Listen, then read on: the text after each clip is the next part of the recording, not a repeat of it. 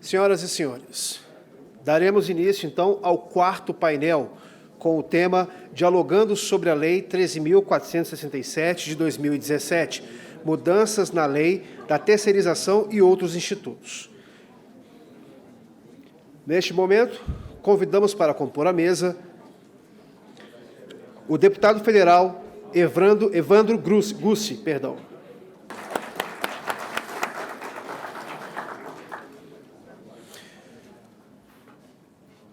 Convido ao palco o juiz do trabalho do TRT de Goiás, Rodrigo Dias.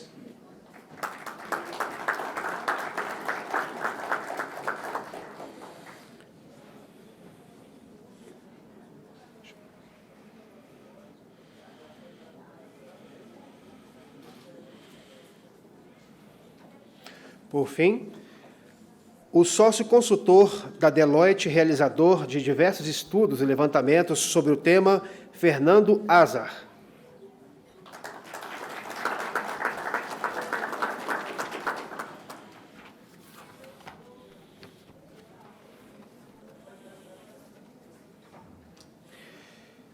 Senhoras e senhores, ouviremos agora o juiz do trabalho do TRT de Goiás, Rodrigo Dias. Do home office, eu acho que sim, é uma evolução, porque atende ao trabalhador, que muitos amigos que eu conheço já trabalham de casa, não tem necessidade de ficar deslocando com trânsito, com transporte público que não é muito bom. Então, com essa cobertura, eu vejo sim uma vantagem com essa nova legislação. A questão da produtividade, a pessoa está ali trabalhando em casa, ela tem ali o cronograma dela, ela tem todo um período para poder trabalhar e tal, mas ela tem que também ter a responsabilidade e tudo mais. Isso cria uma autossatisfação, além da remuneração e tal, isso cria uma satisfação para o próprio trabalhador, para ele poder produzir mais. Ele está em casa, ele está relaxado, ele pode pegar um café na hora que ele quiser, ele pode parar de trabalhar ali durante um tempo, dar uma descansada. Muito boa tarde, é um prazer estar aqui na CNI e falar com todos vocês. Como já foi objeto de apresentação, meu nome é Rodrigo Dias, eu sou juiz do trabalho em Goiás. A rigor, eu sou titular da primeira vara do trabalho de Itumbiara, que é uma cidade que fica exatamente na fronteira entre Goiás e Minas Gerais. E me foi incumbido de falar com vocês nesse congresso, nesse Doutor encontro. Rodrigo, Perdão? dá para ver aqui na TV? Pode ser. Ajuda. Eu não, mas tudo bem. Se eu tiver ali... Bom, dá licença, às vezes no meu lugar... Alô. Então, eu sou juiz lá na vara de Itumbiara, como eu dizia, na fronteira entre Goiás e Minas Gerais. E me foi incumbido de falar com vocês aqui rapidamente sobre a terceirização, sobre o que foi objeto de terceirização, o que foi tratado sobre terceirização na nova lei, na Lei 13.467, a Lei da Reforma Trabalhista. E, a rigor, a terceirização, embora suscite amplíssimas divergências, celeumas, na reforma trabalhista propriamente dita, eu não diria que seja dos temas mais candentes, porque a discussão sobre as novas regras da terceirização precede a lei da reforma, porque a lei 13.429, que está até aparecendo alguns dispositivos dela, não sei se vocês conseguem ler daí, ela é bastante recente, é desse ano mesmo, e já promoveu algumas alterações que já foram objeto das avaliações e críticas dos juslaboralistas. A despeito disso, e antes de eu entrar rapidamente nesse tema, pelo fato de ser juiz do trabalho e considerada a plateia a que eu me dirijo, infelizmente, como vocês sabem, recentemente, talvez coisa de 10 dias, 2 semanas, a associação que representa os juízes do trabalho fez, aqui em Brasília, uma jornada, um congresso, em que foram aprovadas alguns entendimentos, alguns enunciados, que assustaram, em certa medida, parte da sociedade, de certo, os empresários. E, antes de eu entrar nisso, e como em todo lugar onde eu tenho ido, eu acho que é importantíssimo dizer o seguinte. Em primeiríssimo lugar, naquela assembleia, naquele encontro, ao contrário do que se divulga à farta, a votação em que houve o maior número de votantes, o score, o placar, foi de 192 a 190, indicativo, portanto, de que tínhamos ali menos de 400 participantes. Desses 400 participantes, é bom indicar que havia juízes do trabalho, procuradores do trabalho, fiscais do trabalho e advogados. Minto, não precisavam nem ser advogados, bastavam ser bacharéis em direito. Supõe-se que a metade dos que ali estavam fossem juízes, dando de barato, então, teríamos ali 200 juízes. Nós somos 4.000. Ali, repito, ali havia 200, se tanto. Esses 200 não apenas representam 5% dos juízes, mas, embora tenham uma inacreditável penetração na mídia, na imprensa, e é isso que as pessoas às vezes até assustam, aqueles enunciados, aquele pensamento está longe, muito longe, de representar a média do pensamento da magistratura trabalhista, especialmente a mais jovem, na qual eu não me incluo, diga-se de passagem. O que eu quero dizer com isso é que podem estar certos disso, ao contrário do que tem sido divulgado por causa daquele encontro que nos tem causado tantas dificuldades, os juízes do trabalho cumprirão a lei. Cumprirão a lei. Em larga medida. Em larga medida. Isso não é... E, a rigor, como vocês estão cansados de saber, isso não é favor nenhum. Favor nenhum. Os juízes, é inacreditável, eu agradeço a manifestação, mas é inacreditável que, quando se diz que o juiz vai cumprir a lei, haja uma reação positiva, porque é inacreditável um negócio desse. Mas, bem, dito isso dito, vejam, com relação à reforma trabalhista, houve algumas pontuais alterações de alguns artigos da Lei 6.019, que, na sua origem, como muitos sabem, ela tratava apenas do trabalho temporário. Mas, por conta de algumas modificações feitas pela Lei 13.429 deste ano mesmo, que inseriu ali alguns dispositivos, a Lei 6.019, de 1974, não mais traz disciplina apenas uma das hipóteses de terceirização, que é a do trabalho temporário, mas, a rigor, todas elas, de tal forma que não dá mais para chamar essa lei de lei do trabalho temporário. É uma lei de terceirizações, inclusive mediante trabalho temporário, mas não apenas. E, quanto ao trabalho temporário, a rigor não houve modificação nenhuma.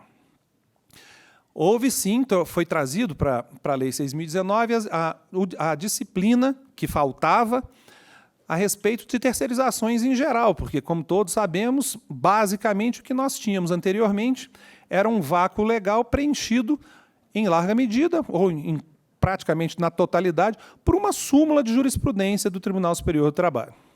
A meu ver, inclusive, súmula de jurisprudência absolutamente desfocada da realidade, o que não é muita novidade, mas, enfim, fato é que, assim, nesse ponto nós estávamos.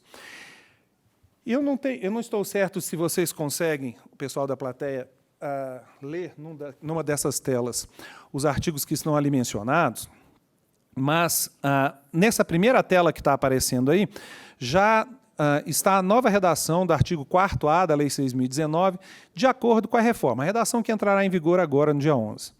E logo abaixo, aquela que não durou quase nada, né? Ela durou ali alguns meses, porque, como eu mencionei agora há pouco, é essa lei 3.429 desse ano, que tinha começado a regular, em lei, o processo de terceirização.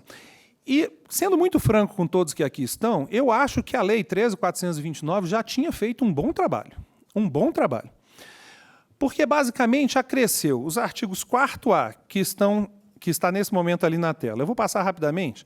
E depois, o 5º A, que logo a seguir, que estabelecem os conceitos de empresa contratante e de empresa prestadora de serviços nesse processo de terceirização. E fazia remissão ao fato de que a empresa prestadora de serviços era aquela que era destinada a prestar a contratante, e era aqui que eu acho que era muito bom, serviços determinados e específicos. Eu vou falar rapidamente porque eu acho muito bom, mas, infelizmente, essa redação não sobreviveu a praticamente tempo algum, né? Porque, a despeito, na minha visão ao menos, da absoluta ausência pela falta de menção ao tipo de serviço objeto de terceirização, parece-me que estava fora de dúvidas que ali se admitia a possibilidade de terceirização do que se convencionou chamar a atividade fim, atividade meio, sem nenhuma ressalva.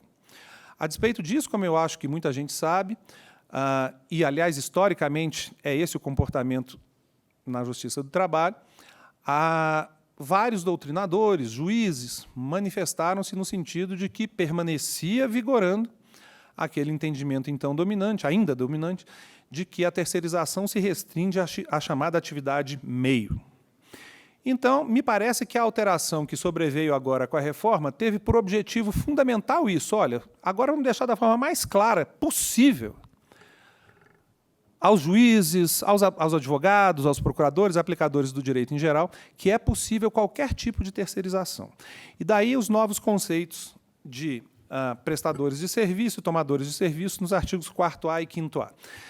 Vou deixar de ler a disposição, porque vocês têm você pode fazê-lo se assim interessar.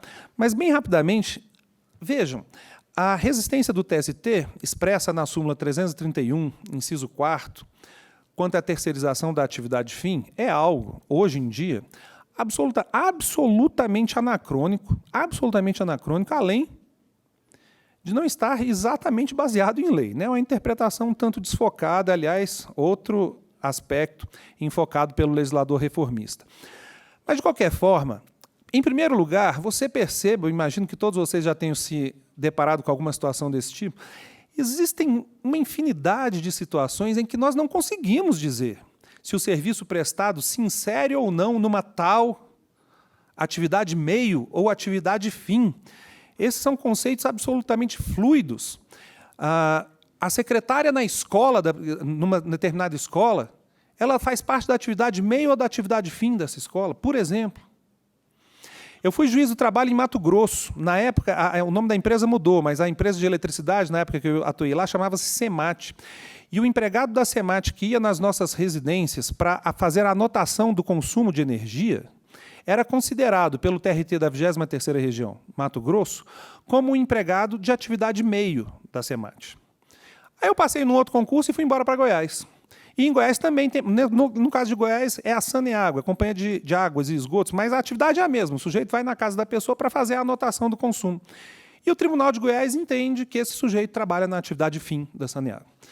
Qual é a segurança jurídica que se tem com uma situação dessa? Não é? Ninguém sabe o que é. A rigor, ninguém sabe o que é atividade meio e atividade fim. Exatamente. Em muitos casos, ao menos.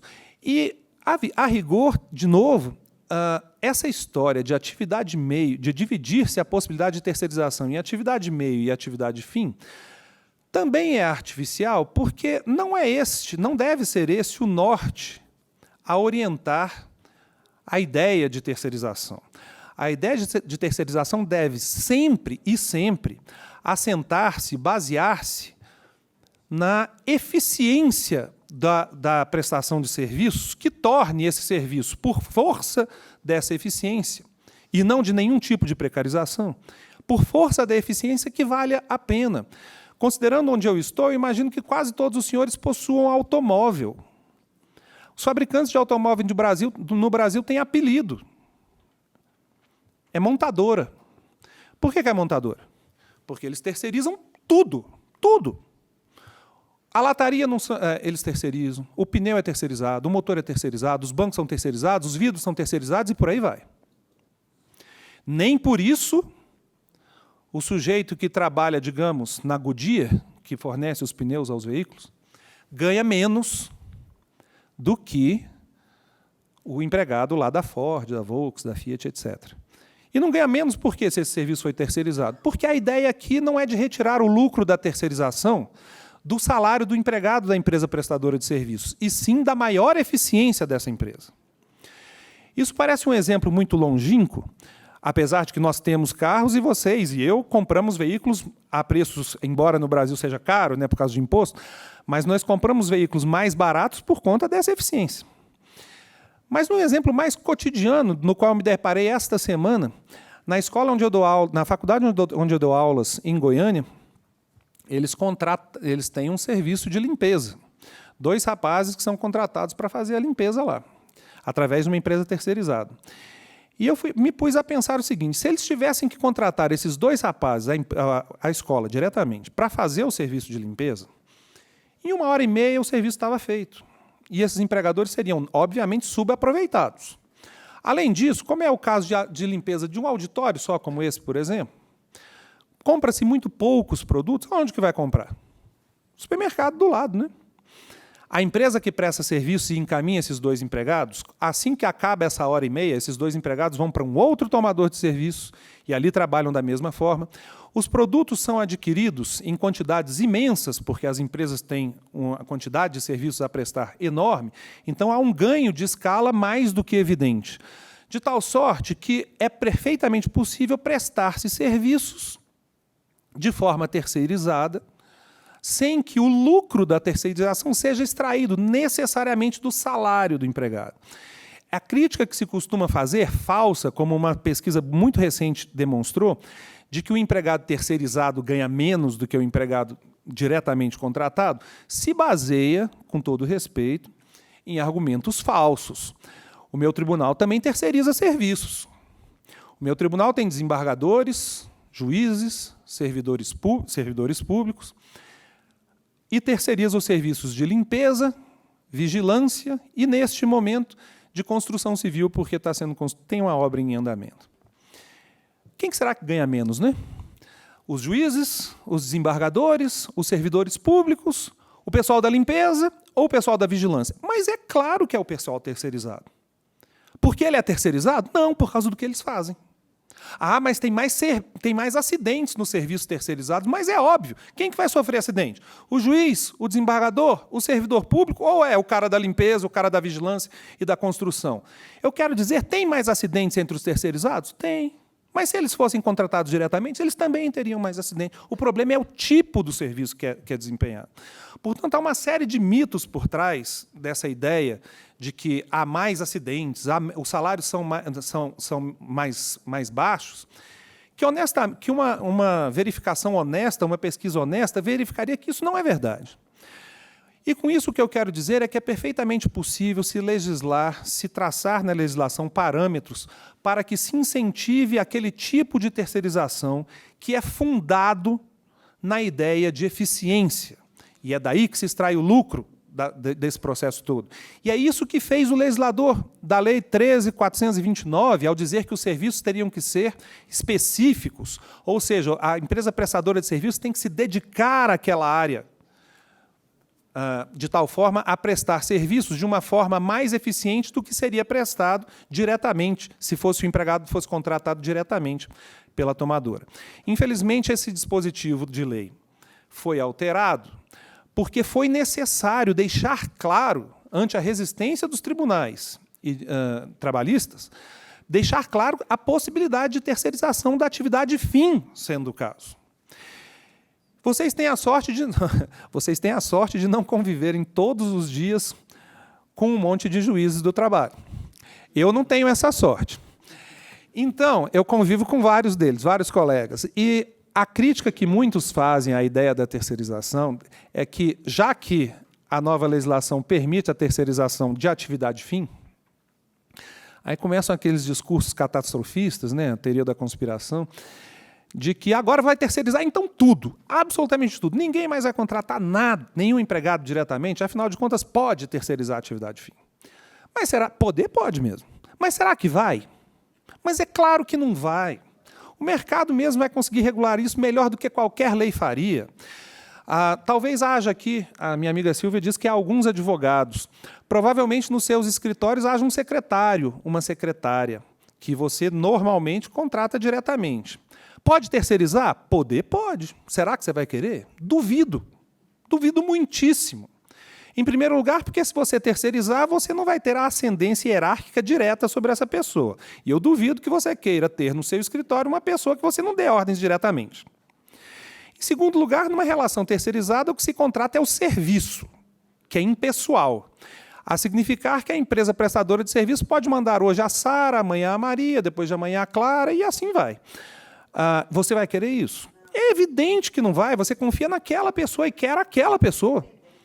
De tal forma que é preciso ter os pés no mundo de hoje para verificar como, me parece, pelo menos, deve ocorrer o processo de terceirização. E, nesse aspecto, eu acho a lei excelente, porque essa ideia de atividade meio e atividade fim, já disse e digo pela segunda vez, é algo superado pela realidade.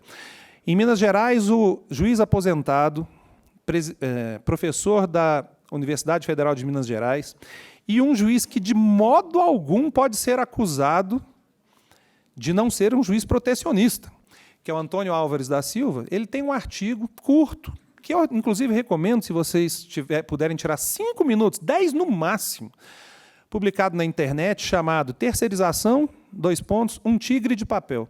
Ele fala exatamente isso, que para o empregado, pouco não faz diferença nenhuma se ele trabalha de forma terceirizada ou não, desde que, obviamente, todos os seus direitos trabalhistas sejam assegurados. E é exatamente isso que se passa.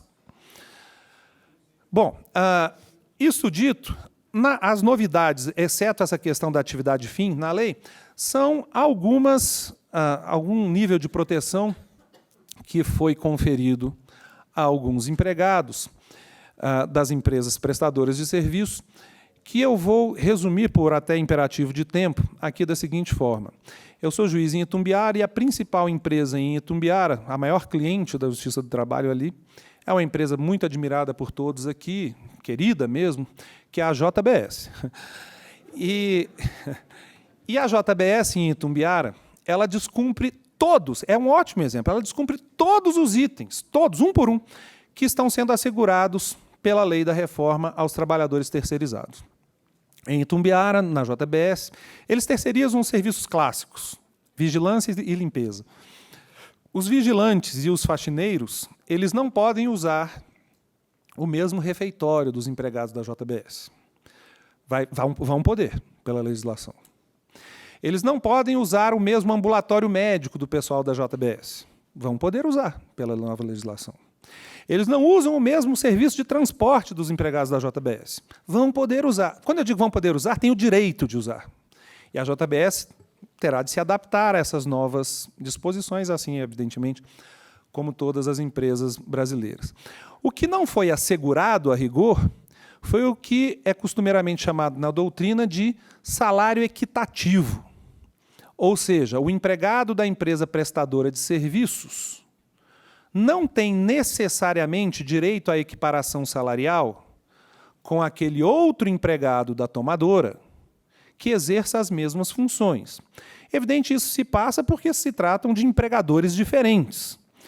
Mas, e veio uma nova norma na nova lei, que estabelece que no contrato entre prestadora e tomadora de serviços poderá, ou não, evidentemente, ser ajustado essa questão da equivalência salarial entre o empregado da prestadora e da tomadora. Sendo muito francos, acho muito improvável que cláusula nesse sentido seja ajustada entre tomador e prestador de serviço, porque eles provavelmente não vão criar para si próprios uma obrigação que possivelmente não seja vantajoso o cumprimento adiante. Mas isso ficou submetido à negociação entre prestadora e tomadora. Por fim, nesse aspecto, quanto a um outro temor com referência à terceirização de serviços, diz respeito às fraudes, especificamente em relação à possibilidade de que alguns empregados sejam dispensados e recontratados agora na condição de autônomos ou de prestadores de serviço. Bom, nem precisava de nova lei trabalhista e de nova reforma trabalhista para saber que isso não é possível. Não seria possível, inclusive, antes da reforma. O artigo 9º da CLT, que dá ao juiz do trabalho a possibilidade de utilizar-se do seu poder para declarar nulos contratos que busquem violar a aplicação dos preceitos trabalhistas, esse artigo continua em vigor. De tal forma que, se é contratado um empregado de forma terceirizada, perdão, um trabalhador de forma terceirizada, mas se ele trabalha tal qual ele trabalhava quando ele era empregado ele continua sendo. Mas é evidente, possível, que um empregado seja dispensado e recontratado desta feita, como um empregado de uma empresa prestadora de serviços. Esta possibilidade não foi olvidada, não foi esquecida pelo legislador, que sabe que isso pode acontecer, isso pode causar, em certa medida, prejuízo salarial a esse empregado, de tal forma que, por via das dúvidas, diria eu, estabeleceu que essa possibilidade só é admitida após o afastamento, o decurso de 1 ano e meio, 18 meses, da extinção do contrato, de tal forma que, se um empregado for dispensado após a entrada em vigor da lei, for dispensado, somente 18 meses depois ele poderá trabalhar para esta mesma empresa na condição de empregado de uma empresa prestadora de serviços e, da mesma forma, somente 18 meses depois que, em regra, ele poderá prestar serviço, uma empresa que ele constitua poderá prestar serviços a esta mesma empresa onde ele era empregado.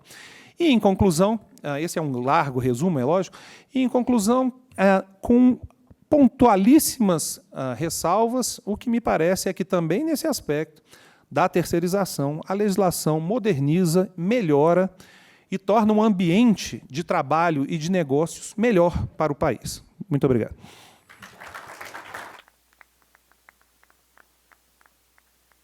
Senhoras e senhores, passamos agora a palavra ao mestre em Direito do Estado pela UFRGS e doutor em Direito Constitucional pela USP, deputado federal Evandro Gussi. Boa tarde a todos e a todas. Eu queria agradecer o convite da Confederação Nacional da Indústria, antes de mais nada, essa instituição tão importante, que tão importante serviço tem prestado ao Brasil, sobretudo em relação aos seus estudos, ao acompanhamento de medidas e a contribuição para o desenvolvimento da nossa economia, especialmente quanto à indústria. E, nessa oportunidade, quero saudar o vice-presidente do Conselho do Trabalho da CNI, o Alexandre Furlan, agradecer pela oportunidade de estar ao lado de Sua Excelência, o Dr. Rodrigo Dias, que é juiz do trabalho TRT de Goiás, e ao Fernando Azar, sócio da Deloitte, que é uma empresa especializada, e agradecer também ao Guilherme Queiroz, nosso moderador aqui.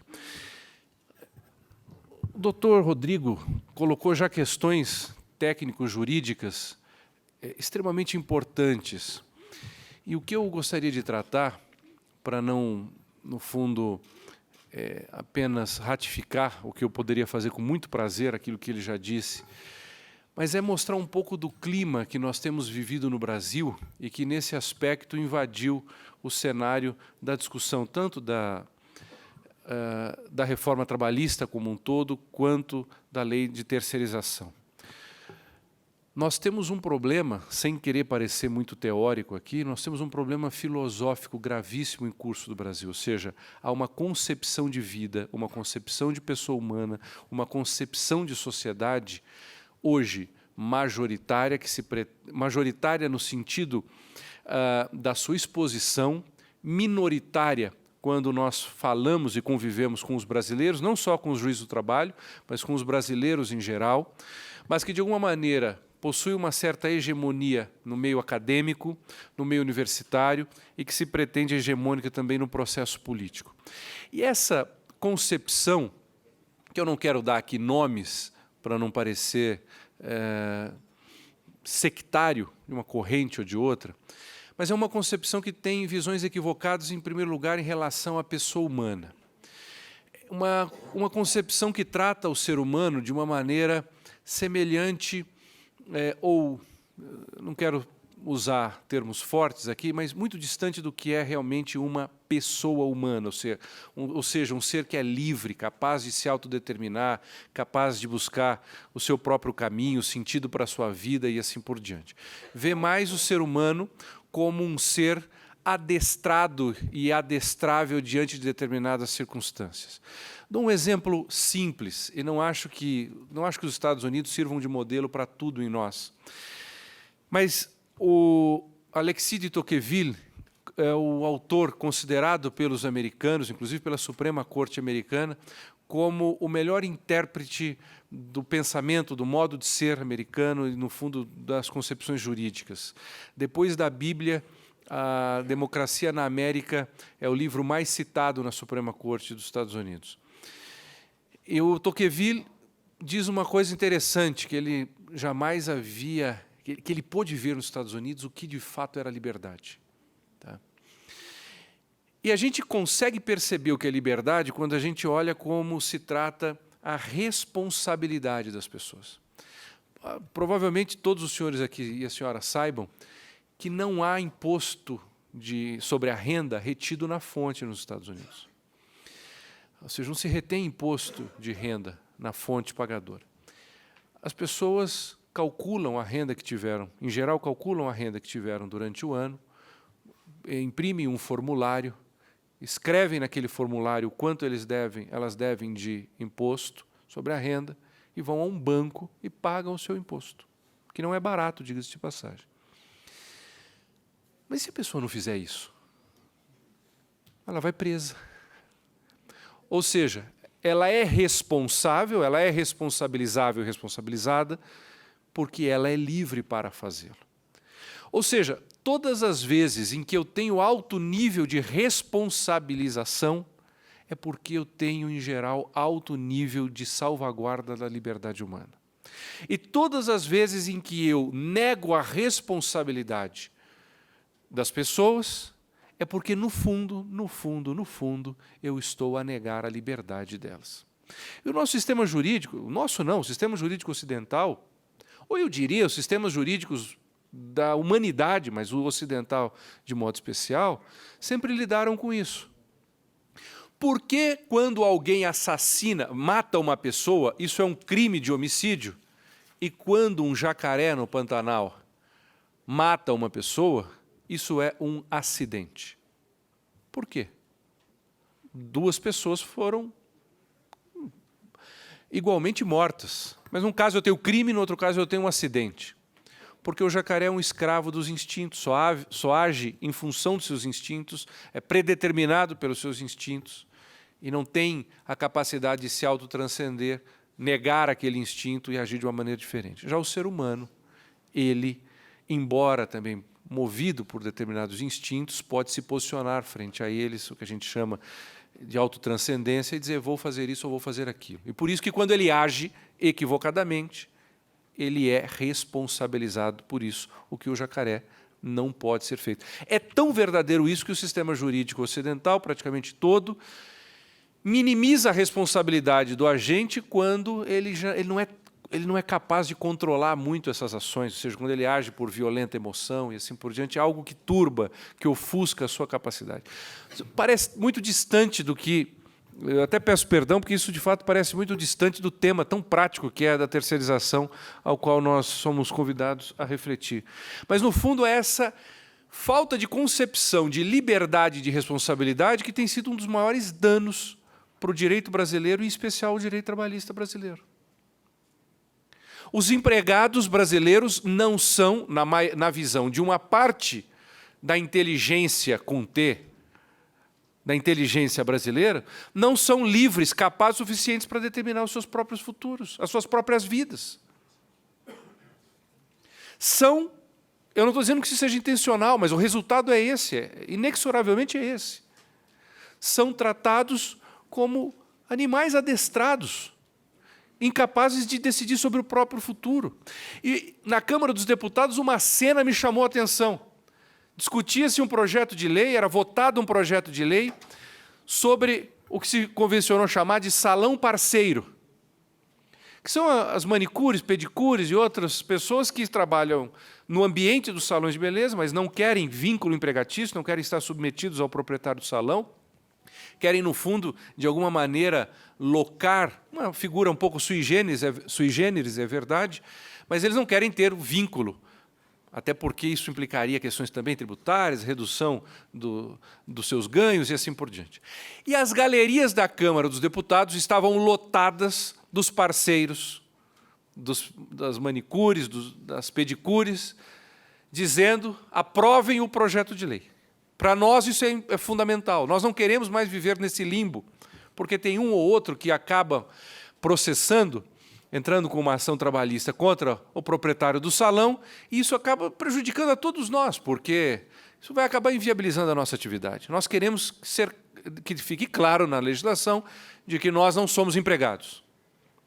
E eu via colegas deputados, pelos quais, óbvio, devo e quero ter sempre o respeito que a democracia pressupõe e implica, que dizia praticamente para aquelas pessoas: olha, vocês que vivem, vocês que estão lá dentro dos salões, vocês que têm 10, 15, 20, 30 anos que estão fazendo isso, não sabem o que é melhor para a vida de vocês. Vocês não sabem. Vocês são crianças que precisam de uma tutela de alguém que sabe e que, perdoe-me, mas que no fundo quer, de uma maneira ou de outra, intencional ou não intencionalmente, controlar daquilo que pensamos àquilo que comemos. Essa, infelizmente, é uma visão que se pretende hegemônica no Brasil em todas as áreas da vida social. E esse tipo de visão pode estar tanto à esquerda quanto à direita, e em nenhum dos lados é boa. Há bons pensamentos mais progressistas, desde que no espectro democrático, mais progressistas, mais conservadores e mais liberais, e convivem bem. Então, esse é o primeiro ponto que eu acho que é importante. Nós precisamos ter uma noção de que o Brasil, mesmo depois da queda do Muro de Berlim, possui ideologias que estão fora do espectro democrático, à esquerda, ou mais tecnicamente eu diria mais progressistas, e que tem gerado um efeito pernicioso, porque muitos acham que um radicalismo com sinal contrário, e aí eu diria mais conservador, mais liberal, ou mais à direita, seria a solução para contrapor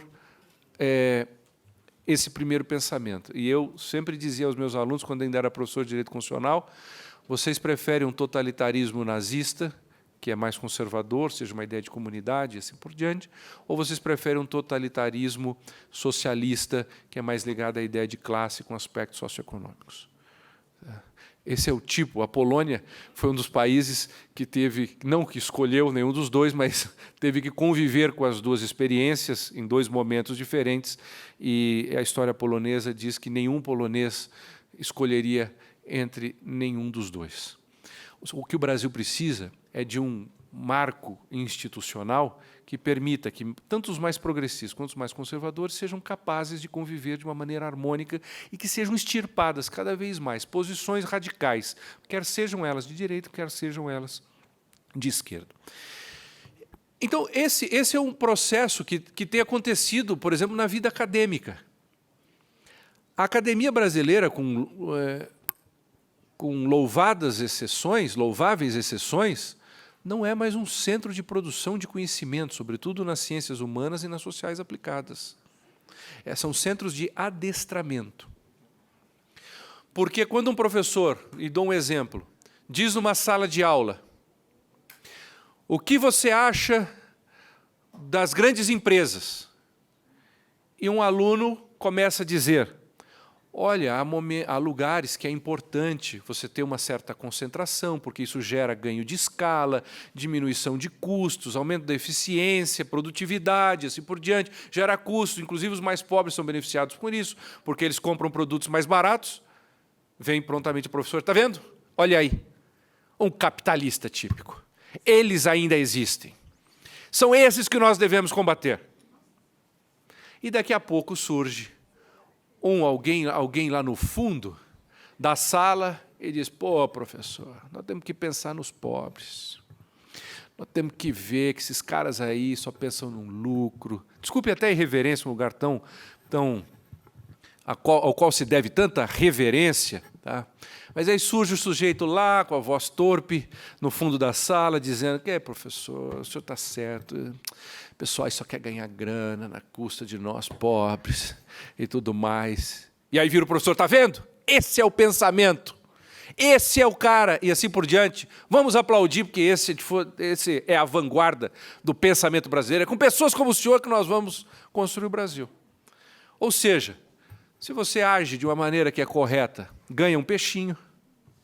E se você age da maneira que é incorreta, leva uma chicotada, uma batida no focinho e assim por diante. O que nós precisamos retomar, de mais nada, na minha opinião, sobretudo, por exemplo, no pensamento jurídico, que tem sido amplamente contaminado por isso, é uma percepção de discutir as coisas com racionalidade, dar nomes certos às coisas certas. Por exemplo, eu me recuso a falar sobre terceirização, porque a palavra terceirização não me indica nada. Me parece uma palavra sem sentido. O que eu vejo na prática é a aplicação do chamado princípio da especialização. Ou seja, antigamente, alguém matava um boi, curtia o couro, cortava esse couro, costurava esse couro, fazia um sapato e assim por diante. Com o tempo, cada um dos traços dessa atividade foi ganhando uma especialização que, como já disse, eu não vou repetir aqui o Dr. Rodrigo, brilhantemente, faz com que o ganho de produtividade, eficiência, uma curva de aprendizagem mais rápida e assim por diante, permitam que aquele produto seja feito num tempo menor, com menos custo, com melhor qualidade e assim por diante. E, em geral, se torne melhor e mais barato, e, por isso, mais lucrativo para as empresas. Isso é óbvio, isso é o que acontece na realidade. Quando a gente vê exemplos de outros países que, em princípio, quando tiveram que regulamentar alguma coisa sobre o outsourcing, fizeram isso na década de 80, na década de 90. E, assim, regulamentações até muito tímidas perto da nossa, porque viam como um fenômeno, porque nós sempre pensamos numa empresa grande terceirizando o serviço para empresas pequenas, mas tem sido cada vez mais comum, na área de tecnologia da informação, por exemplo, empresas terceirizarem serviços para a IBM, para o Google, para a Microsoft, e assim por diante. Ou seja, uma pequena empresa que é uma indústria que produz uma pequena gama de softwares, terceirizando determinados serviços para empresas que são gigantescas. Então, essa visão é a primeira coisa que me parece que nós temos que combater, porque a doutora Ana Luísa, que estava aqui, foi muito gentil, e eu, na época de toda essa discussão, eu fiz uma live no Facebook com ela e com o Dr. Marlos. Peguei 2 juízes justamente para não dizer, está levando um advogado desses assim bem mercenários da indústria, assim por diante, né? Então, 2 juízes do trabalho. E nós discutimos vários temas da reforma trabalhista, inclusive terceirização. E é interessante que ninguém me dizia nos comentários lá do Facebook, olha, deputado, no artigo 3º, parágrafo 2º, inciso 1, a linha A, há uma restrição de direitos do trabalhador. Quem vinha para criticar só xingava, só buscava descredenciamento, só buscava coisas. Ou seja, justamente essa coisa da foca, peixinho e batida no focinho. E é isso que nós temos que fugir, nós temos que começar. Aqueles que, de fato, querem construir o Brasil, e eu presumo que os que estão aqui é o que querem fazer, nos seus empreendimentos, nas suas atividades e assim por diante, nos seus estudos, precisamos, antes de mais nada, discutir as coisas como elas devem ser discutidas. Nós vivemos, com relação à terceirização, o princípio da especialização. Eu me lembro, quando era criança, os guardas de banco eram funcionários bancários. E sempre se pensava em alguém mal preparado, sem treinamento, sem nenhum tipo de segurança e assim por diante. E eram recorrentes os assaltos a banco no Brasil. Era noticiário da televisão todos os dias, praticamente.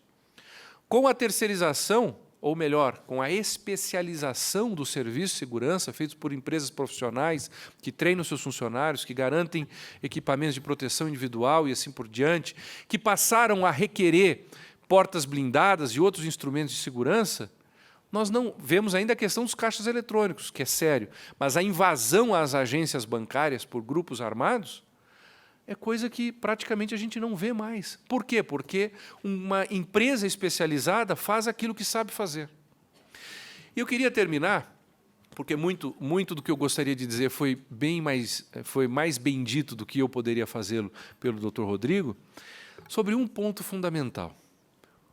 Por que os juízes descumprem, não todos, evidentemente, mas por que os juízes no Brasil descumprem a lei? Porque eles podem fazê-lo. Eles podem fazê-lo pelo seguinte, claro que eu estou usando uma pedagogia de choque aqui.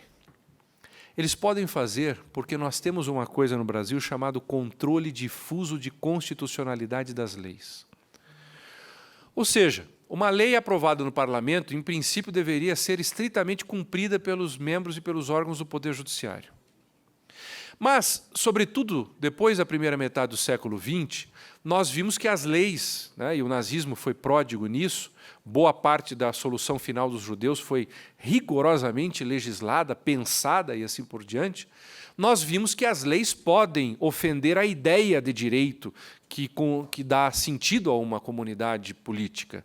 Nós vemos que as leis podem ofender essa ideia do justo, essa ideia daquilo que deve, evidentemente, nortear uma comunidade. E aí o que se fez, sobretudo a partir da segunda metade do século XX? Nós consolidamos essa ideia de direito. Isso eu estou falando da Europa, os Estados Unidos é um caso muito à parte. Mas o que nós fizemos? Nós consolidamos essa ideia do justo, do direito, nas constituições, que passaram a ser orientadas por valores. Isso só acontece depois, eu já estou na minha conclusão, isso acontece no sistema romano-germânico de direito, depois da segunda metade do século XX, sobretudo com a lei fundamental, no final da primeira metade, para ser mais exato, na Lei Fundamental de Bonn, de 1949, a Constituição Alemã. As constituições passaram, além de organizar o sistema político e garantir determinadas liberdades, elas colocam valores que devem orientar o convívio e discriminam como eles devem ser seguidos. E mais, dizem que as leis que contrariarem os dispositivos constitucionais não são legítimas e, portanto, devem ser, de alguma maneira, anuladas ou declaradas nulas e assim por diante. Mas, ao fazer isso, ao permitir que uma lei aprovada por um parlamento, com amplíssima discussão, com amplíssima participação da sociedade, é contrária à Constituição, o modelo jurídico romano-germânico criou uma instituição chamada Tribunal Constitucional. E, grosso modo, como funciona? Por exemplo, na Espanha ou até na Alemanha. Claro, estou fazendo uma caricatura aqui. Se alguém acha que uma lei como essa da terceirização da reforma trabalhista é inconstitucional, ele pode alegar isso a um juiz de primeiro grau. O juiz, em princípio, presumirá que a lei é constitucional. Mas se a inconstitucionalidade é evidente, é muito candente, o que o juiz faz? Ele suspende o seu processo, remete os autos ao Tribunal Constitucional. O Tribunal Constitucional julga aquilo ali dizendo: essa lei para todos e todos é constitucional. Ou esta lei é para todos e todos inconstitucional. E a conversa está encerrada. Ou ela só será constitucional se a interpretação a ser dada a ela, para que seja conforme a Constituição, seja essa. Enfim, e a partir dali o assunto está encerrado. O grande problema no Brasil é que se nós temos nos Estados Unidos o que a gente chama de um controle difuso e temos na Europa o chamado controle concentrado na Europa e difuso nos Estados Unidos, no Brasil nós temos o confuso. Por quê? Porque, em teoria, e estou terminando mesmo, em teoria, um juiz no Brasil pode dizer: nego-me a aplicar esse dispositivo legal, porque, na minha opinião, ele fere a Constituição. E aí eu tenho um negócio que é curiosíssimo e que os estrangeiros não conseguem entender. Eu tenho uma lei que é constitucional na primeira vara e a mesma lei é inconstitucional na segunda vara. Com um detalhe, todas essas boas constituições, que sejam bons arranjos institucionais, proíbem que as declarações de inconstitucionalidade se deem em face do cotejamento de princípios. Então, a Constituição espanhola, por exemplo, é clara. Você não pode usar para argumentação jurisdicional, dizendo fere a dignidade da pessoa humana, porque, com todo respeito, pela dignidade da pessoa humana, se mata, se morre. Deputado, para concluir. E termino mesmo. Portanto, isso é uma técnica parlamentar, a gente sempre está terminando, entendeu? A gente está sempre terminando. Mas agora é fato. É fato porque, por enquanto, o doutor Guilherme é um moderador. Daqui a pouco ele poderá ser um censor e com todo o direito, toda a justiça. Corta o microfone. Mas eu acho que... Corta o microfone. Isso também se faz lá. E a gente continua falando sem o microfone.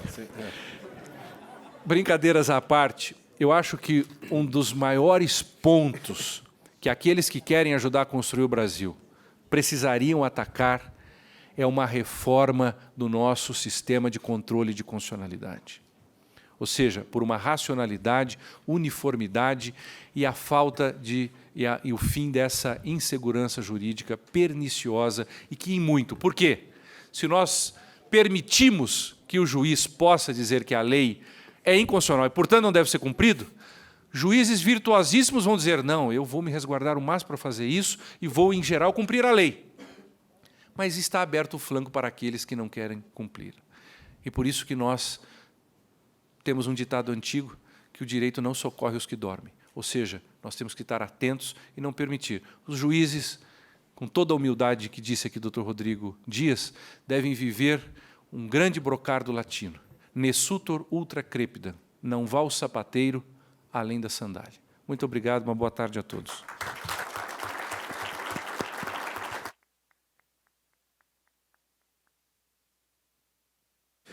Senhoras e senhores, neste momento, com a palavra, o sócio-consultor da Deloitte, realizador de diversos estudos e levantamentos sobre o tema, Fernando Aza.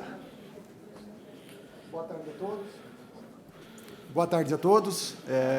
Primeiramente, eu queria agradecer, em nome da Deloitte, a oportunidade de estar aqui debatendo e discutindo esses assuntos que são da mais grande relevância e, sem dúvida, iniciativas como essa nos permitem entender melhor os conceitos trazidos pelo legislador e a aplicabilidade dessa lei pelo judiciário. Quero confessar para vocês que eu comecei o dia hoje bastante animado, com uma absoluta certeza de que eu conseguiria, no próximo ano, dividir minhas férias em 3 períodos. E, ao longo do dia, eu fui vendo que talvez eu não tenha tanta certeza de que eu vá conseguir isso, né? Mas que, agora, no final, com o Dr. Rodrigo, eu voltei a ficar mais confiante e que acho que eu vou conseguir, sim, vou conseguir fechar aí dessa maneira, né? Mas, brincadeiras à parte, isso faz parte do nosso dia a dia e, com absoluta certeza, independente das discussões que existem, é um grande avanço que nós tivemos com essa modernização da legislação trabalhista, né? E eu faço votos de que nós não esperemos mais 70 anos para uma nova reforma, que nós já começamos hoje a pensar numa nova reforma, porque, sem dúvida, nós levamos muitos anos para chegar aqui, mas que isso se torne uma rotina dentro do nosso ordenamento jurídico, que é a modernização. Isso nós precisamos. Nós vemos hoje que os nossos competidores eles não estão mais no Brasil, né? Eles estão em outros países com legislação mais moderna, mais ágil e mais flexível. E isso, sem dúvida, faz com que o Brasil perca empregos para esses outros países. E nós ficamos aqui, como a gente já viu, não preciso ficar repetindo o dia todo, mas discutindo o hipossuficiente, a precarização do trabalhador terceirizado, enquanto os outros países estão arrumando empregos, gerando empregos, e nossos trabalhadores, até às vezes nossos trabalhadores, indo trabalhar em outros lugares. Panamá é um país que ficou bastante conhecido com criação de grandes centros de serviços compartilhados. Muitas empresas já transferiram centro de compras, centros de folha de pagamento para esse país. Quem de nós aqui não entra numa loja de brinquedos e encontra uma etiqueta que aquele produto é produzido no Brasil? Todos nós sabemos que dificilmente a gente vai encontrar algo assim. Os motivos são diversos, mas também a legislação que não acompanha, não se moderniza. E isso faz com que a gente perca competitividade com toda certeza. Em linha com isso, há algum tempo, nós fizemos um levantamento. Eu só preciso do... Obrigado. Nós fizemos um levantamento em conjunto com a CNI para buscar aí, exemplos de legislação pelo mundo que pudesse nos guiar ou nos ajudar, nos auxiliar no debate enquanto se discutia a legislação que estava por vir aqui no Brasil. Nós fizemos um levantamento em 11 países, entre europeus, sul-americanos e da Ásia, onde o resultado foi bastante interessante e nos auxiliou nesse debate da legislação, né? Nós pudemos verificar que a legislação no Brasil, por incrível que pareça, apesar das mudanças, ela continua sendo mais rígida do que a gente pode encontrar nesses demais países. Esse é um ponto extremamente interessante e que ela defende propriamente o trabalhador, né? Então, esse discurso de que ela flexibilizou e ela vem precarizar, eu acho que ele não se sustenta quando a gente passa a ler ou a tentar a letra da lei com mais calma e com mais atenção. Uma outra surpresa também que nós tivemos é que os mesmos problemas que nós discutimos aqui no Brasil com relação a direitos trabalhistas, preocupações de responsabilidade subsidiária ou solidária, eles também são problemas discutidos em todos esses países. Então, são pontos que nós não fugimos à regra mundial no tocante às preocupações, a não ser no quesito de legislação um pouco mais rígida que os demais países. Outros resultados que a gente pode ver, né, que mais de 50% dos países eles não possuem regra específica para terceirização. O ordenamento que se utiliza para regular é o ordenamento do trabalho normal, não há uma legislação específica para isso, né? Em 100% dos países que foram consultados, a terceirização da atividade fim ela é permitida. Não existe esse tipo de proibição, e isso já ocorre há muito tempo. E aqui, um parênteses, eu vou falar um pouquinho disso lá na frente, mas em nenhum desses países, quando a gente estava fazendo o levantamento, e esse levantamento foi feito através dos nossos escritórios, nesses demais países, eu conversei com muitos outros sócios que atuam especificamente na área trabalhista desses países, e a pergunta foi, mas o que aconteceu depois que houve essa permissão para que se terceirizasse tudo, né? Houve uma corrida por se terceirizar? Não, a resposta é não houve absolutamente nada. Justamente pelo motivo que terceirizar ou não é uma decisão estratégica da empresa, e ela não está ligada à permissão da legislação ou não. Então, esse é um outro fator bastante interessante, né? Em 100% dos países que foram consultados, a responsabilidade primária das questões trabalhistas do trabalhador é da empresa empregadora. Tá? E o principal problema, e aí é o que nós também vemos aqui, as inúmeras discussões, encontrado é a transferência da responsabilidade dos direitos dos empregadores para o contratante, ou seja, há também a discussão que nós temos aqui, né? Responsabilidade subsidiária versus responsabilidade solidária, né? E em mais de 70% dos países consultados, é recomendável ou obrigatório de que o contratante dos serviços ele execute ou ele faça um acompanhamento do cumprimento das obrigações trabalhistas dos terceiros. Boas práticas de governança assim recomendam que as empresas contratantes devem olhar e fiscalizar o cumprimento das obrigações trabalhistas dos trabalhadores que estão ali ao seu dispor. Esse é um ponto extremamente interessante, e nós vemos aqui no Brasil que inúmeras empresas realizam esse tipo de trabalho. Elas terceirizam e elas buscam fiscalizar ou acompanhar o cumprimento das obrigações trabalhistas das empresas que estão ali trabalhando, né? Um outro levantamento também da Deloitte, esse é uma pesquisa mais ampla, ela foi feita, respondida por mais de 140 empresas em mais de 30 países, voltado também às principais preocupações. O empresário, a ideia foi buscar quais são as preocupações do empresário no tocante à terceirização, no sentido de terceirizar, né? O que ele se preocupa? Então, a gente tem ali inúmeros itens, eu procurei pensar os principais dele, é que quase 50% dos entrevistados, eles citaram que a proatividade do terceiro é um fator de preocupação, ou seja, o quanto o terceiro é inovador, o quanto o terceiro vai trazer de novidade. Então, esse é um ponto extremamente importante na decisão ou na preocupação de se terceirizar. Um outro ponto interessante também é que 40% dos entrevistados respondem que a preocupação está ligada à qualificação do prestador de serviço. E aí, pasmem, e aí o discurso que a gente ouviu até hoje, né, que o custo era o principal fator decisório, né, de se terceirizar, ele aparece somente para 21% dos entrevistados. Então, esse discurso fácil de que eu terceirizo para cortar custo, ele não se sustenta quando a gente olha sob nenhum prisma, né? Então, é importante a gente ter isso e a gente ver esses argumentos para que nos auxiliem também nas conversas, nos debates, para que a gente acabe perdendo esse discurso fácil, né, ou combatendo esse fácil discurso, né? Como já foi dito aqui até pelo doutor Rodrigo, o que se busca na terceirização é eficiência, é especialização, e isso nem sempre está atrelado ao menor custo. Muitas empresas, às vezes, investem dinheiro em terceirizar para contratar um serviço extremamente especializado que ela, propriamente, não teria condições de ter se fossem com empregados próprios.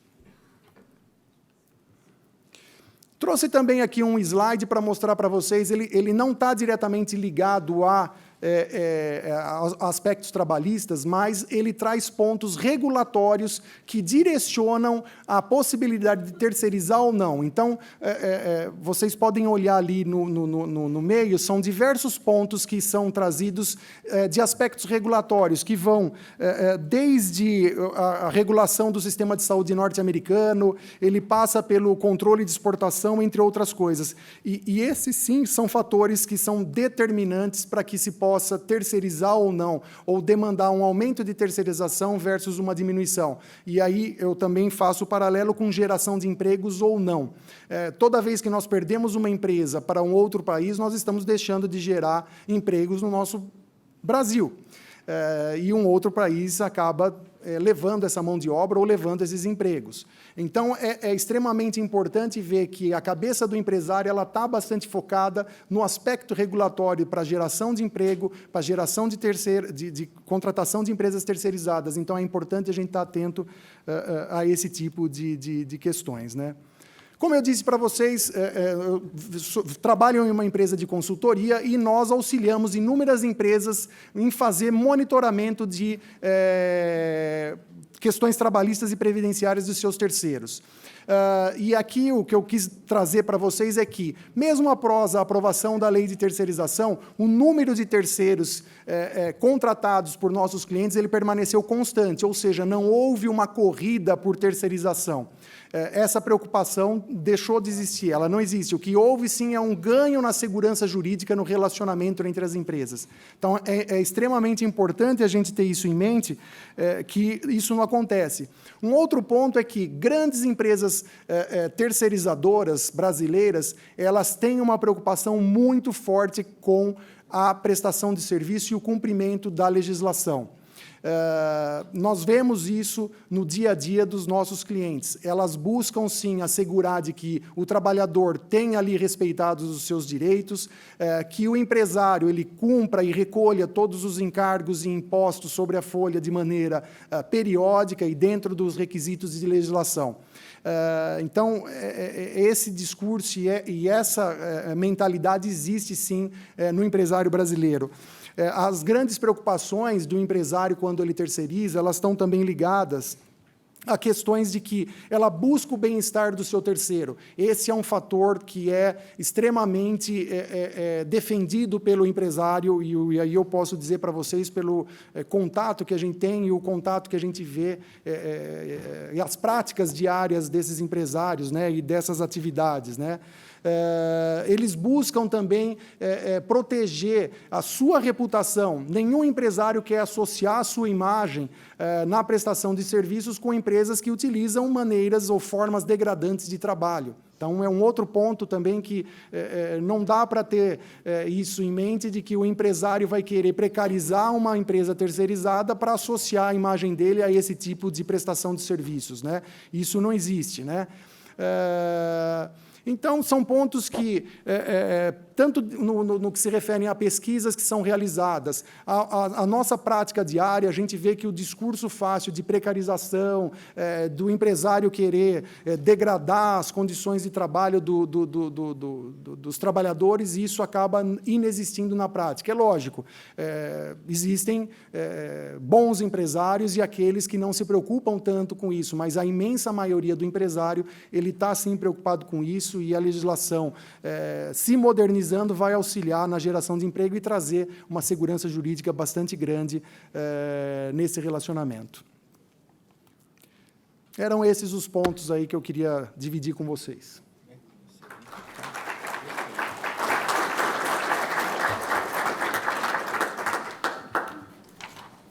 Para o Fernando, com base nesses estudos que vocês fizeram recentemente, analisando a legislação dos outros países e o pós-regulamentação, ou nos países que houve, ou naqueles que aplicam a legislação trabalhista e civil, né, para a questão das relações de trabalho, para a questão dos contratos entre as empresas.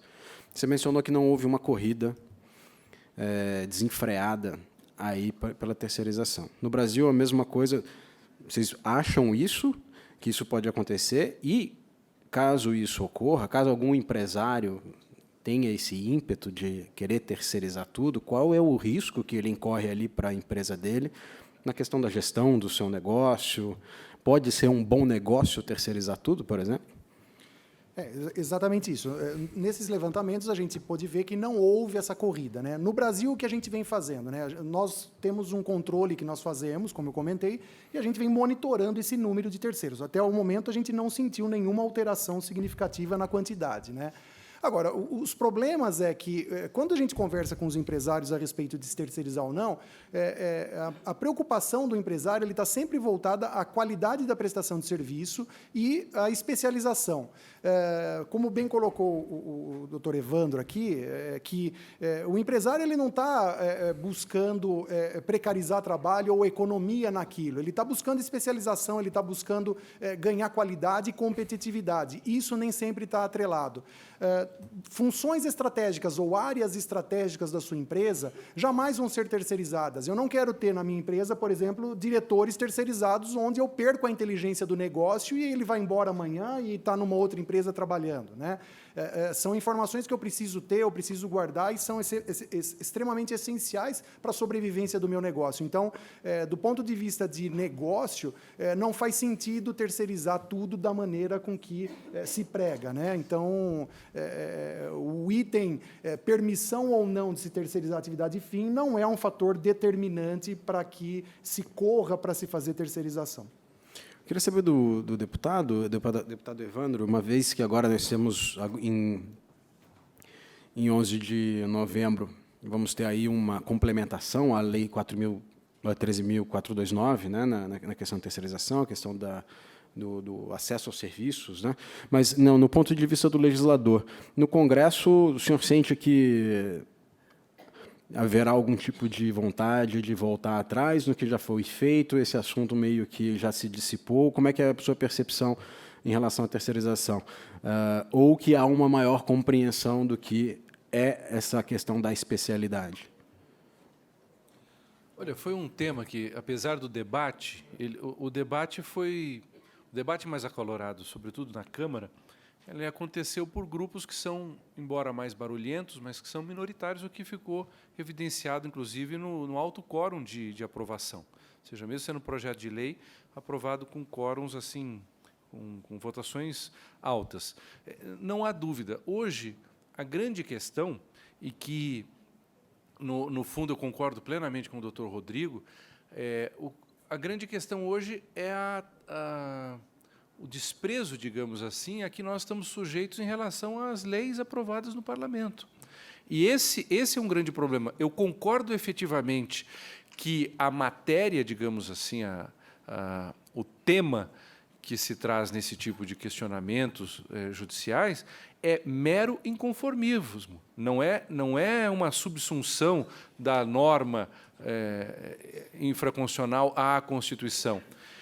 A grande questão é justamente que, ao poder, de alguma maneira, negar a aplicação a uma norma, porque, teoricamente, ela o faz, o que nós temos visto em inúmeras decisões judiciais é justamente, e óbvio, isso não é o retrato da magistratura, eu tenho grandes amigos na magistratura e gente de altíssimo nível e fiéis cumpridores, por isso eu não critico as pessoas, mas o desenho institucional em que uma norma pode ser afastada. Porque, como eu disse, quando eu digo, olha,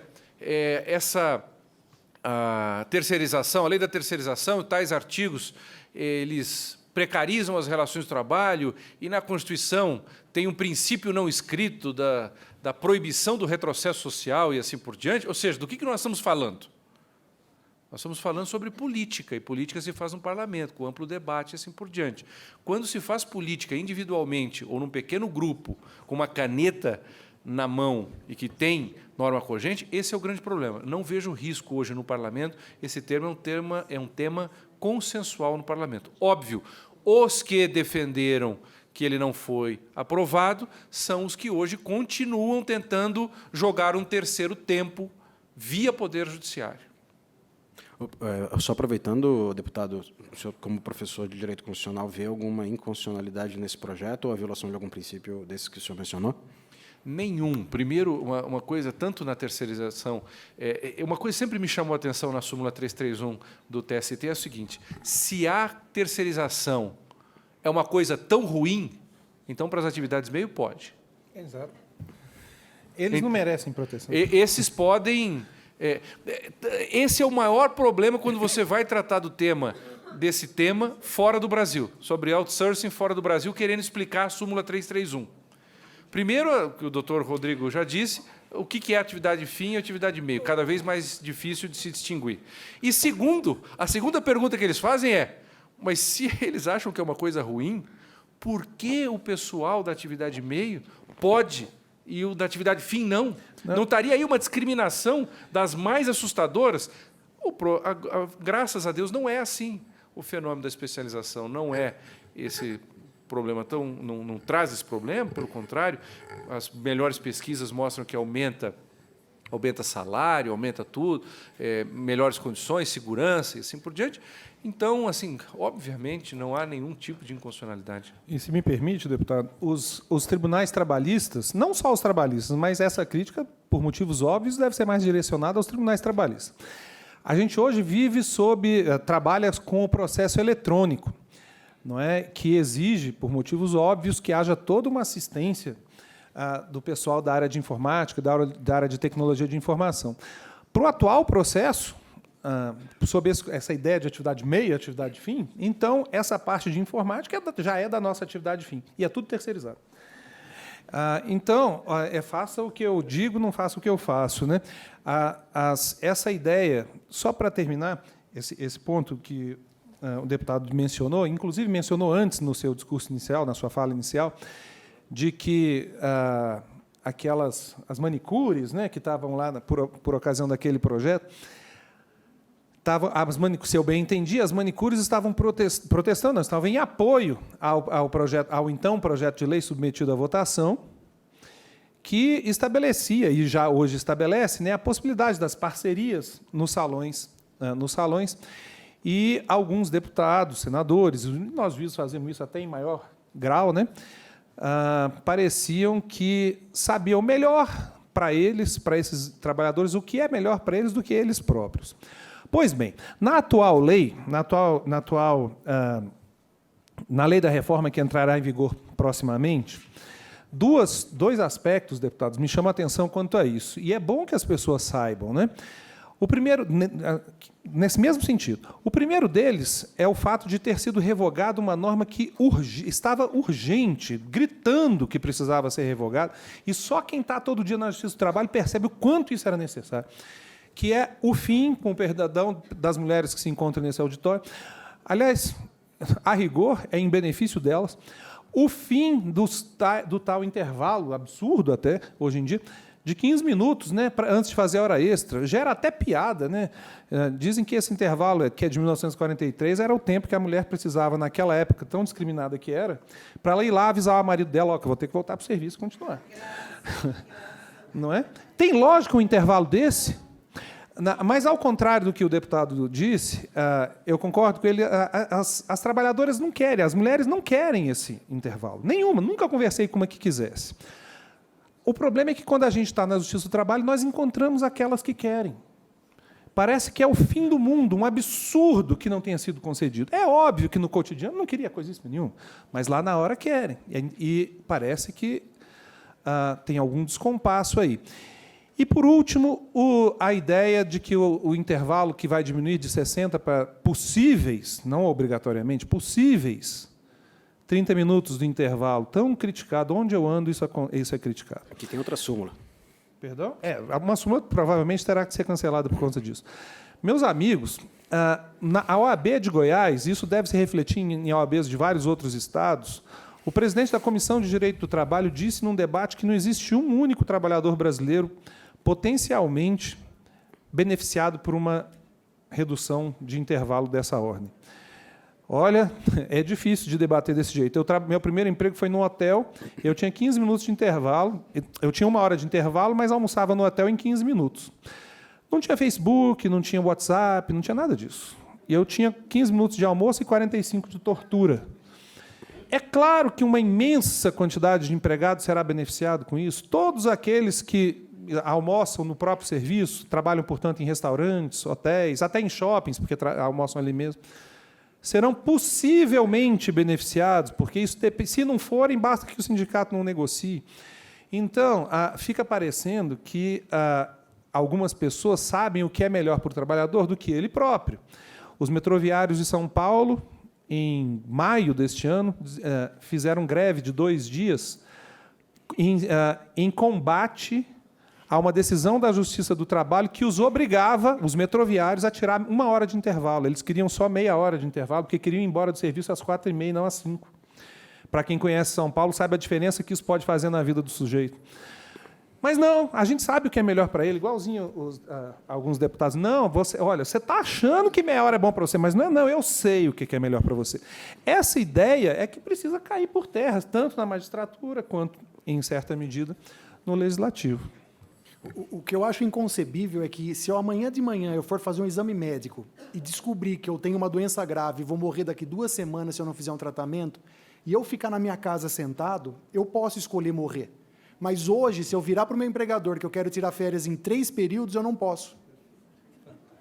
Eu posso escolher morrer, mas eu não posso escolher tirar férias em 3 períodos. É fantástico isso. É impressionante.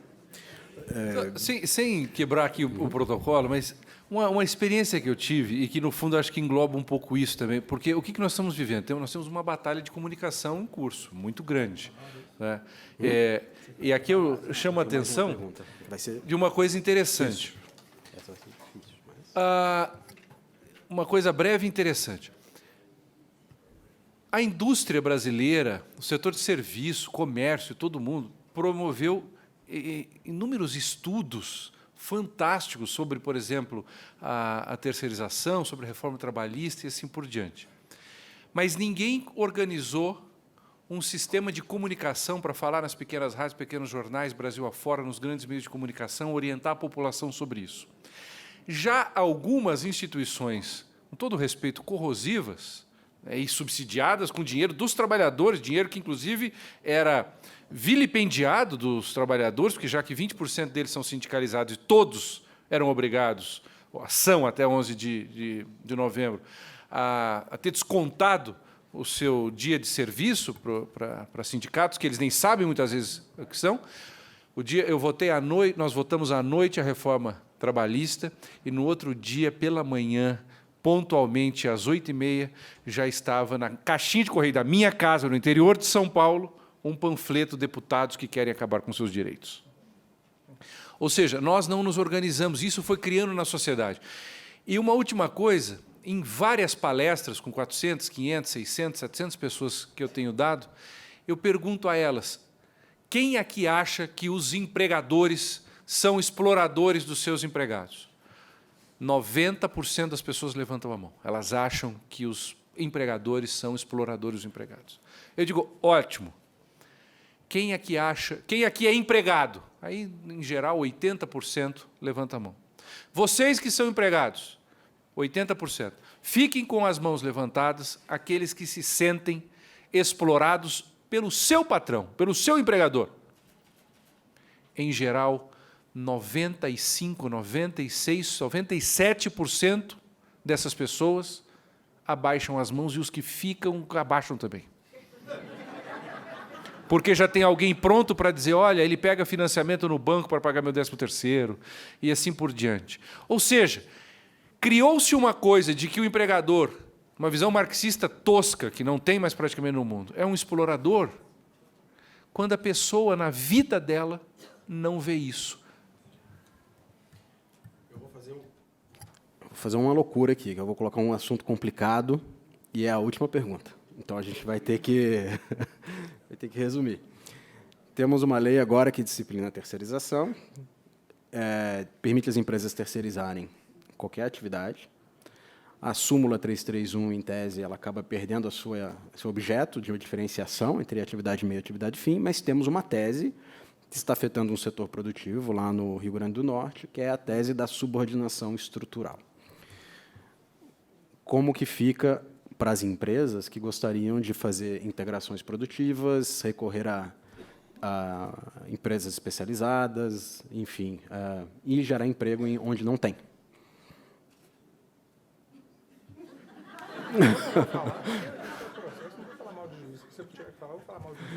Deputado.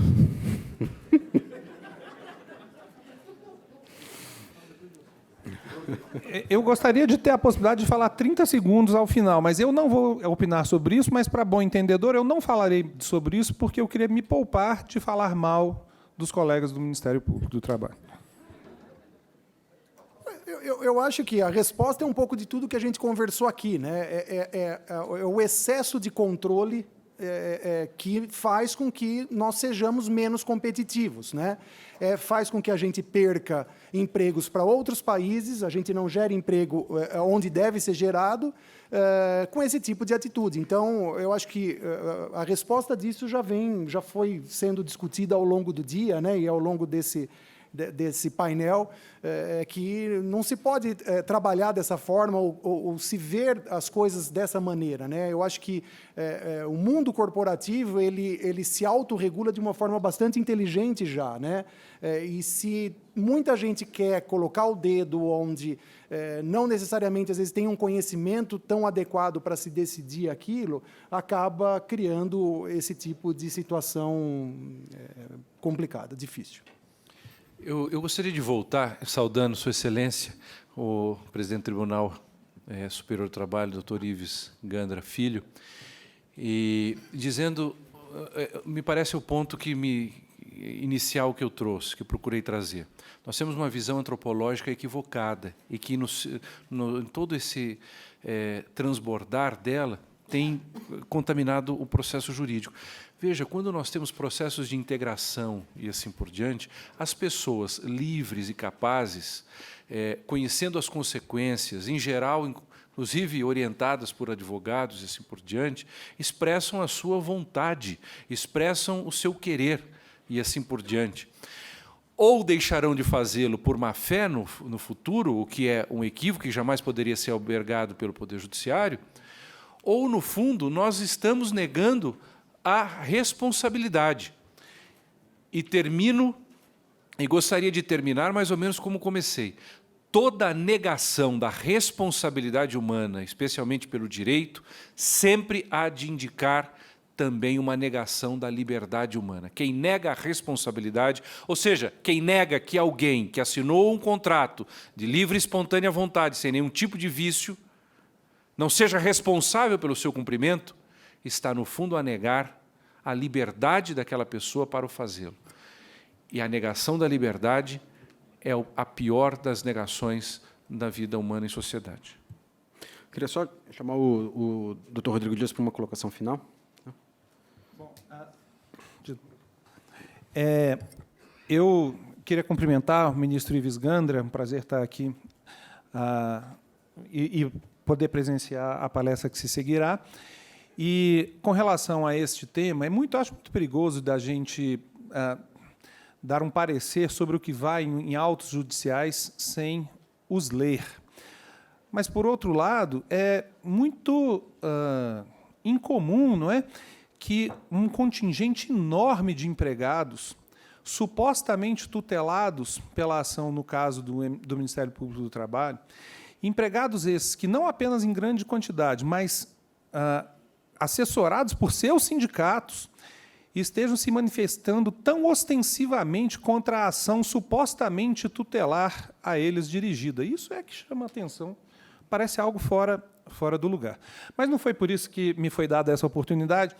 Eu gostaria, com muita honra, e eu agradeço muito a oportunidade que está me sendo dada de falar isso, de divulgar isso a essa seleta plateia.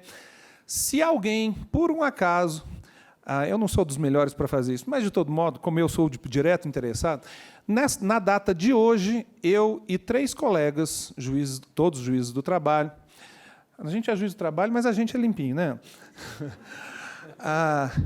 Nós todos juízes do trabalho, estou brincando, porque se isso é filmado, depois a gente apanha, né? O pessoal não entende piada, né?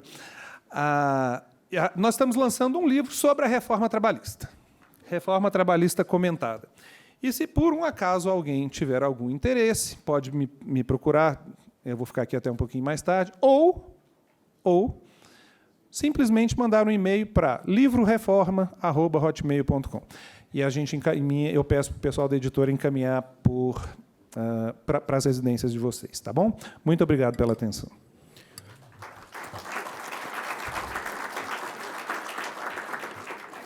Bom, com isso nós encerramos esse último painel. Queria agradecer a participação de todos aqui, pelo conhecimento, pelas análises e, principalmente, pelo tempo de vocês. Muito obrigado a todos.